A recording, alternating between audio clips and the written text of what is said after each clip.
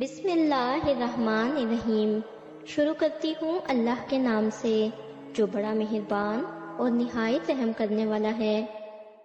اللہ تعالیٰ کی رحمت اور محبت کا اندازہ اس بات سے لگایا جا سکتا ہے کہ اس نے اپنی مخلوق کے لیے بے شمار نعمتیں پیدا کیں، ان کی ضروریات پوری کیں اور گناہوں کے باوجود انہیں بخشش کے دروازے پر بلایا۔ قرآن و حدیث میں جا بجا اللہ کی رحمت اور محبت کا ذکر آیا ہے۔ اس مضمون میں ہم احادیث کی روشنی میں اللہ تعالیٰ کی اپنے بندوں سے محبت کو سمجھنے کی کوشش کریں گے۔ اللہ تعالیٰ کی محبت والدین سے زیادہ ہے۔ نبی کریم صلی اللہ علیہ وآلہ وسلم نے فرمایا، اللہ اپنے بندوں پر ان کی ماؤں سے بھی زیادہ مہربان ہے۔ صحیح بخاری۔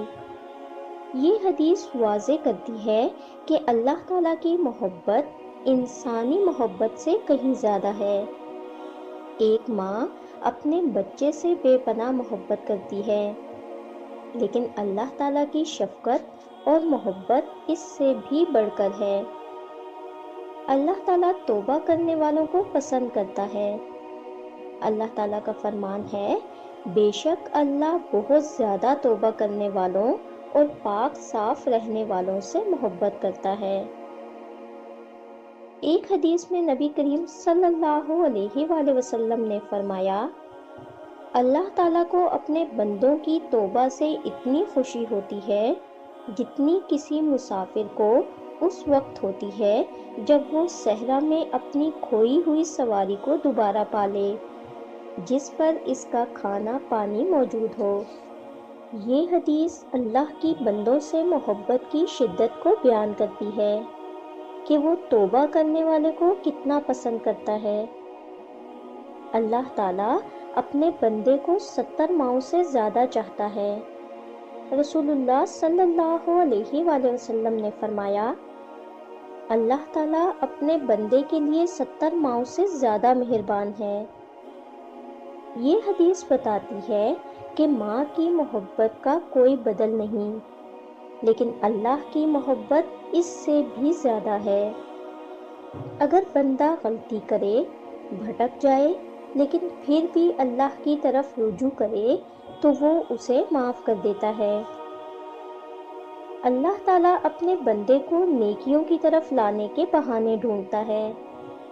نبی کریم صلی اللہ علیہ وآلہ وسلم نے فرمایا، جو شخص اللہ کی طرف ایک بالشت بڑھتا ہے، اللہ تعالیٰ اس کی طرف ایک ہاتھ بڑھاتا ہے، اور جو ایک ہاتھ بڑھاتا ہے اللہ تعالیٰ اس کی طرف 2 ہاتھ بڑھاتا ہے، اور اگر کوئی اللہ کی طرف چل کر آتا ہے تو اللہ اس کی طرف دوڑ کر آتا ہے۔ صحیح بخاری۔ یہ حدیث اللہ تعالیٰ کی محبت کو بیان کرتی ہے کہ وہ اپنے بندے کو خود نیکیوں کی طرف بلاتا ہے اور اس کے قریب آنا پسند کرتا ہے۔ اللہ تعالیٰ ہر رات بخشش کے دروازے کھول دیتا ہے۔ نبی کریم صلی اللہ علیہ وآلہ وسلم نے فرمایا، اللہ تعالیٰ ہر رات آسمان دنیا پر نزول فرماتا ہے اور پکارتا ہے، کون ہے جو مجھ سے دعا کرے میں اس کی دعا قبول کروں؟ کون ہے جو مجھ سے مغفرت طلب کرے میں اسے معاف کر دوں؟ یہ سلسلہ فجر تک جاری رہتا ہے۔ صحیح بخاری اور صحیح مسلم۔